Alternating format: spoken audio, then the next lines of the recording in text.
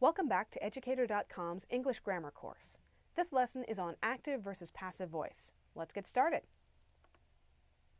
Alright, we're going to start with a brief lesson overview. We're going to ask what is the active voice, what is the passive voice, and then we're going to cover when to use active and when to use passive. Now, you've probably been told in class, never ever use the passive voice, it's terrible. But there are actually certain circumstances where you should use it. So we're going to talk about when it's appropriate. But to begin with, what's this voice thing? Well, in the active voice, a sentence written in the active voice, the subject of the sentence actively performs the action. This is the kind of sentence you see most often, active voice.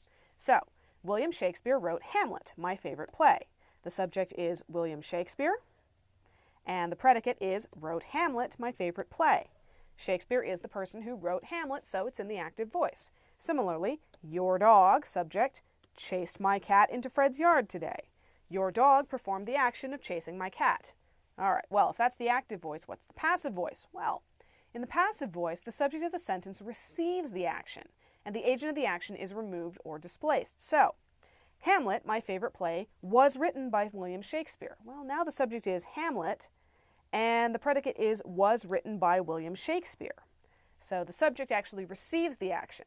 This is not as strong a construction as active voice. Similarly, my cat was chased into Fred's yard by your dog today. Well, if you're having an argument with somebody, you're probably going to put your dog right at the beginning. It's weaker to say, my cat was chased into Fred's yard by your dog. It's wordy, it's confusing, you get lost about who did what. It's in the passive voice. All right, let's do a little practice before we go any further. See if you can look at these sentences and determine whether they're in the active or the passive voice. The judges have selected a winner. The winner will be announced tomorrow. A prize of $10,000 will be given to the winner. Take a good look. Pause the video if you need to. All right, the judges have selected a winner. That is active. The action is have selected, and the subject judges is who's done the selection. The second sentence, however, is passive. The winner will be announced tomorrow. The subject is winner, and the verb is will be announced. Well, the winner isn't going to do the announcing. The winner is going to receive the announcement, so it's in the passive voice. A prize of $10,000 will be given to the winner. Once again, the subject is prize. The verb is will be given. And since the prize is receiving the will be given, it's not doing the giving, the sentence is passive. All right, so when do you use the active voice and when do you use the passive? Because they have a clear agent of action, sentences in the active voice are more direct and engaging. They're also more concise. You'll want to use the active voice in most cases. It's kind of our go-to voice in English. So, the passive is, the home run was hit by Babe Ruth. Well, that sentence is all about the home run. The active version is, Babe Ruth hit the home run. Now the sentence is all about Babe Ruth. It's shorter, it's punchier, it's more concise, it's a stronger sentence. So, for almost everything, you want to use the active voice. But there are exceptions. There are times when you have to use the passive voice. Those times include when you want to minimize the significance of the agent. You know who did it, but you don't want to say because it's really not important. What's important is the action. So, the medication was administered to the patient, or the experiment was conducted as described. This is most commonly used in scientific and academic journal articles, where it's considered rude to say over and over again, I gave the patient the medication, I performed the experiment. It sounds like you're bragging. So, by custom and tradition, in English language journal articles, you use the passive voice a lot to minimize your own significance so that you come across as humble and professional. Outside of journal articles, though, in academic writing, passive voice does not tend to get used in this way. Okay? You can also use it when you want to emphasize the recipient of the action. Let's face it, sometimes the recipient of the action is more important than the performer of the action. Charlotte was fired today. Well, it's not really important to say the boss fired Charlotte. That would presumably have to be who did the firing. But this sentence is about Charlotte. If you're sharing the news with your friend, oh my gosh, Charlotte was fired. It's about Charlotte, so you use the passive voice. George Washington was inaugurated as the first president of the United States in 1789. Again, that sentence is about George Washington. You don't really want to hear about who did the inaugurating, the guy actually reading the words in the ceremony. You want to hear about the guy who became president. So, George Washington was inaugurated. You use the passive voice. You also use the passive voice when the agent of action is unknown or cannot be revealed. You don't know who did it, or you don't want to say for whatever reason. So, classic example. George was murdered last night. Well, let's say that we're really sure it wasn't a suicide or an accident or a natural death. Let's say George was shot a bunch of times. But we may not know who did it. We know it's murder. We don't know who did it. So George was murdered. All we know is that George was involved and murder was involved. We can't say Fred murdered George because we don't know. Who's Fred anyway? All right, another example. In my favorite mystery novel, Agatha Christie's And Then There Were None, the characters are killed off one by one. Now, if this is your favorite mystery novel, you've probably read it a bunch of times and you know who did it. But if you're telling someone else the story, finding out who did it at the end, that's the big twist. You're spoiling the story if you say who did it. So you use the passive voice. The characters are killed off. You mention there's death, you mention there's killing off, but you leave the surprise ending for the reader to enjoy.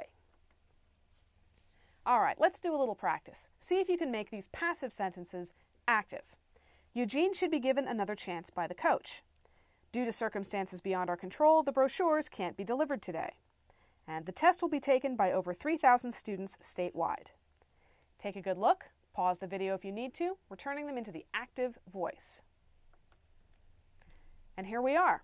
The coach should give Eugene another chance. Now the subject is coach and the verb is should give. So the subject of the sentence is performing the action. It's now in the active voice.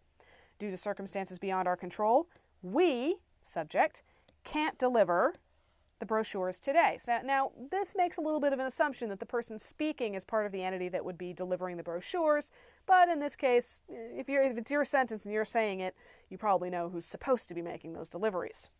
And over 3,000 students statewide will take the test. Now, the subject is students, and the verb is will take. The subject is performing the verb, so you have an active voice sentence. All right, let's make this a little more complicated. In these examples, we have the active and passive voices marked out. Your job is to determine which use is appropriate. So we've got both the active and the passive version of each sentence. Listen, see which one is stronger, see which one makes more sense and sounds better. The noise of the fireworks frightened Hannah. Hannah was frightened by the noise of the fireworks. See which one works better. Builders completed the bridge in 1902, or the bridge was completed in 1902. Take a good look. Pause the video if you need to think. All right, both of these sentences are actually better in the passive voice. Trick question. Hannah was frightened by the noise of the fireworks. That makes the sentence about Hannah and her reaction, as opposed to making it about noise. Generally speaking, humans prefer to hear things about humans rather than about non-human things like animals or inanimate objects or noises. So we make the sentence about Hannah and we put it in the passive voice. Builders completed the bridge in 1902. Well, we do have a subject there, builders, but it's kind of weak and generic. We don't have a specific, Bob completed the bridge in 1902. So we make the sentence about the bridge itself, which is probably what you were focusing on all along if you have information about the bridge and not the people who built it. So the bridge was completed in 1902. Passive voice, but a more appropriate sentence. Okay? Take a look at these. See if you can figure out which version works better. Investigators found wiretaps on the house telephones, or wiretaps on the house telephones were found by investigators. Someone stole my car last night, or my car was stolen last night. Take a good look. Pause the video if you need to. Which one works? All right, investigators found wiretaps on the house telephones. Your clue here was partly the length. The passive voice version is longer. It's less concise. So we use the more concise, investigators found wiretaps on the house telephones. We know exactly who did it, and the focus is on the investigators and what they found. Active voice in most sentences, that's what you're going to use. But the second sentence, someone stole my car last night. This is a bit like builders completed the bridge or someone murdered Fred. We don't know who did it. Okay?